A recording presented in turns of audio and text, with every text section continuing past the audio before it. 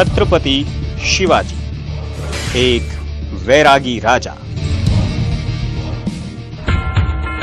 स्थापित किया हिंदुओं का राज, मार भगाए विदेशी महाराज, जीता जन का भरोसा, मन में जगाई आशा, मुगलों पर किया वश, दुनिया ने देखा हिंदू साम्राज्य दिवस।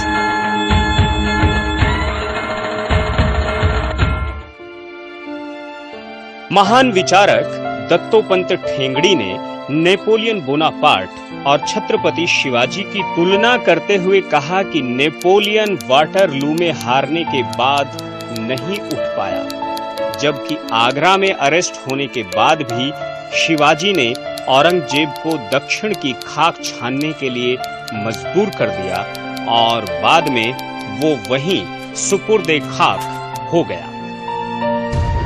वो कहते हैं कि नेपोलियन के वाटरलू की लड़ाई हारने के बाद उसके लोगों ने ही उसका साथ छोड़ दिया, जबकि शिवाजी के साथी उनको आगरा में औरंगजेब की जेल से भी निकाल दिया।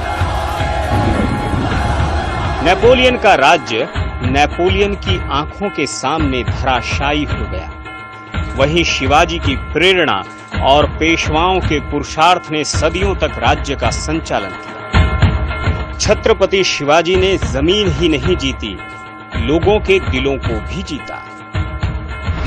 शिवाजी ने अपना राज्य स्थापित करने के बजाय धर्म का राज्य स्थापित करने का संकल्प लिया। उन्होंने तो हिंदवी साम्राज्य को भी अपनी इच्छा के बजाय भगवती की इच्छा बताया। राज्य उनके लिए समाज का गौरव और उसकी सेवा था। इसलिए एक दिन संत तुकाराम के हरि कीर्तन से इतने मुग्ध हुए कि राजपाट छोड़ उनके साथ चलने के लिए तैयार हो गए। एक बार अपने गुरु समर्थ रामदास को ही पूरा राज्य चिट्ठी में लिखकर सौंप दिया।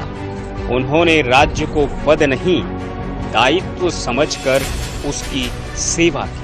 इसलिए कवि भूषण औरंगजेब की चाकरी छोड़ छत्रपति की सेवा में चले गए। आज जब हिंदू राष्ट्र की बात होती है तो उसे बुद्धिजीवियों की एक जमात दकियानूसी विचार के तौर पर स्थापित करने का प्रयास करती है। लेकिन तत्कालीन भारत के जिन लोगों ने विदेशियों की अनैतिकता, अनाचार और अत्याचार को अपनी आंखों से देखा और सहा था, उस समाज के लिए तो हिंदवी साम्राज्य का सपना ऐसा ही था जैसे 1947 में अंग्रेजी राज से मुक्ति।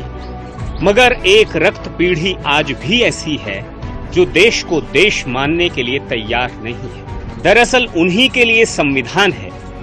आज भी जरूरत है कि संविधान शिवाजी के हिंदवी स्वराज जैसा हो, जिसमें सज्जनों का सम्मान हो और दहशत से दुर्जनों का पेट पिघल जाता हो।